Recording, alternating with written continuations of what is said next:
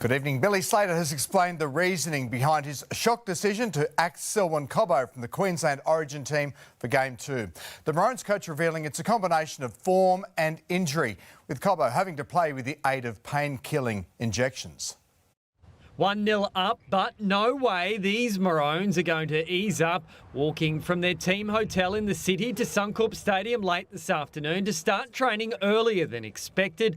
Kurt Capewell reacquainted with all things Maroon after thinking his Origin days might have been over. Yeah, it was a bit of a shock.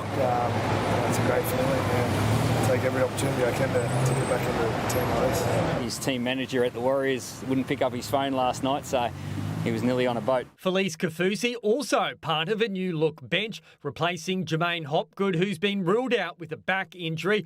Dane Gagai earns an Origin recall as 18th man, but there's no Selwyn Cobbo. The Broncos star a shock axing after Game 1. So I've been there before, so you just got to keep working hard, and I think Gags is the perfect example. Back in the side after a year or two off, so it's certainly not the end. Yeah, Selwyn's just not quite 100% at the moment. He's been playing, with injections and that sort of stuff, with a few things that, he would like to work on in his game. I just felt that this was the best thing for him personally and the best thing for the team. It sees Billy Slater backtrack on his Game 1 policy of having an outside back on the bench. The reasons why, Selwyn's not in the team, and Kurt Capewell's a very versatile player, which I've just voiced there before, so they're the reasons. Reece Walsh ready for the cold Melbourne weather that awaits for Game 2, overcoming his concussion issues. He's got clearance. He's good. He's good.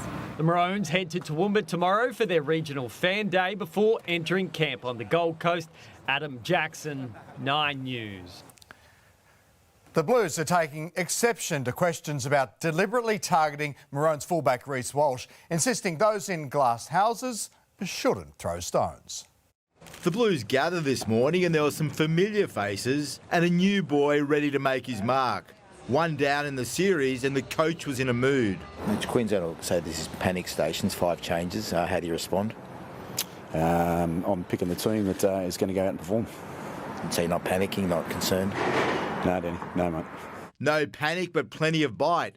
His dirtiest suggestions, the Blues went headhunting in Game 1. Well, you've got to make sure you don't live in glass houses. That's all I say. At the end of the day, he's my player. They're my players. And you want to have a crack at our players. Well, we're about us and we're about what we're doing. And I guess you've got to make sure that when you're with your players, that I'm looking after them. What did Queensland get away with that annoyed you in that game? That's between me and the players, Danny. But the glass houses obviously indicates that something's got under your skin with what they did. Oh, you can work that one out, Danny. You'll work out which way you want to go with that. I'm sure you will. Danny Weidler, 9 News. When Tavita Pangai Jr. walked away from the NRL to pursue boxing, he boldly declared he wanted to be his own boss, as he was sick of taking orders from halfbacks and coaches. Now into his second week as a Dolphin, he explained those comments were all about boosting his profile in the ring. As you know, in boxing, it's show business, and you do what you can to sell tickets. And rugby league's the #1 sport in Australia, and I just thought if I could get some fans across and be controversial, then to sell tickets, then that's how they make their money.